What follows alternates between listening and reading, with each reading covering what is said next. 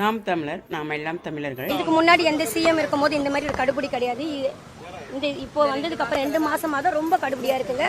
அதை போய் நம்ம கேட்டோடனே அவங்க என்னன்றாங்கன்னா, ஒரு ட்ரக்கு வண்டி டிரைவருக்கே 40 கேஸ் கண்டிப்பாக பிடிக்கணுமாப்பா டிஏஜி சார் சொல்லியிருக்காராம் அப்படின்னு எங்கள்கிட்ட சொல்கிறாங்க. எங்களால் இப்படி இருந்தால் வாழ்வாதாரம் என்ன ஆகுறது சொல்லுங்கள். நாங்கள் டெய்லி இப்போ இந்த மாதம் மட்டும் எனக்கு 6 கேஸ் போட்டுக்கிறாங்க. அப்போ 3000 ரூபாய். நான் வண்டி கட்டுற டிவே 8500 தான்.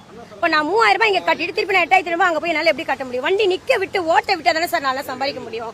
ஏறும் போதே நான் அருவில்லை சோறு தின்றியா என்ன தின்றி நீ வண்டி எடு சார். அருவு தான். நாங்கள் ஏன் சார் இந்த தொழிலுக்கு வரோம்? படிப்பறிவில் இருந்தால் சார் இந்த தொழிலுக்கு வந்திருக்கோம். நாங்கள் கையெழுத்துக்கும் அழுதா கூட விட மாட்டாங்க. எஸ்ஐ பேர். வணக்கம். நாம் தமிழர், நாம் எல்லாம் தமிழர்கள். இப்போ நீங்கள் ஒரு வீடியோ பார்த்துருப்பீங்க.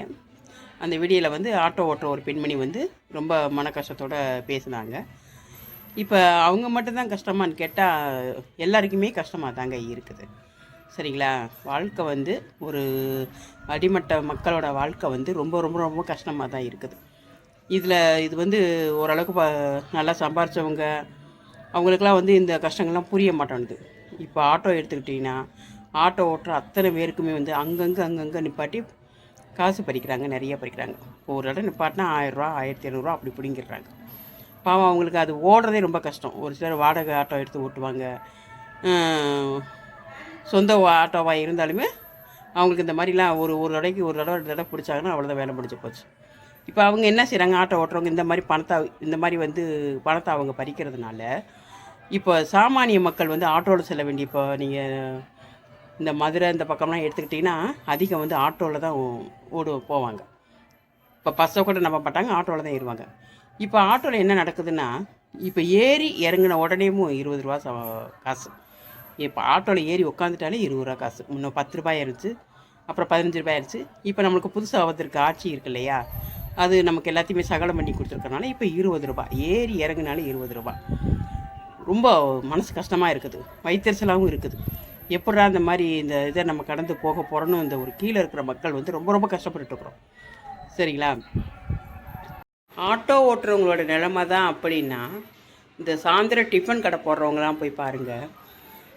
சாயந்தரம் ஆயிடுச்சுன்னா இட்லி கடை போடுறவங்களா சரி, பானிபூரி கடை போடுறவங்களா இருக்கட்டும், காய்கறி போட்டாலும் சரி, பழக்கடை போட்டாலும் சரி, ஏதோ ஒரு கடையை போட்டு பாவம் அவங்க வீட்டிலேருந்து எல்லாத்தையும் ரெடி பண்ணி அந்த தள்ளு வண்டியை தள்ளிக்கிட்டு சாயந்தரமாக நிப்பாட்டி போட்டுட்டு அந்த கடையாவரம் பார்க்கணும், கொண்டு வந்த பொருளெல்லாம் விற்கணும்.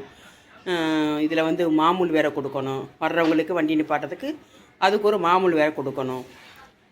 அதுக்கப்புறம் மழை வந்துட்டாலும் போச்சு, காற்றடிச்சிட்டாலும் போச்சு, அதை வியாபாரம் பார்க்க முடியாது.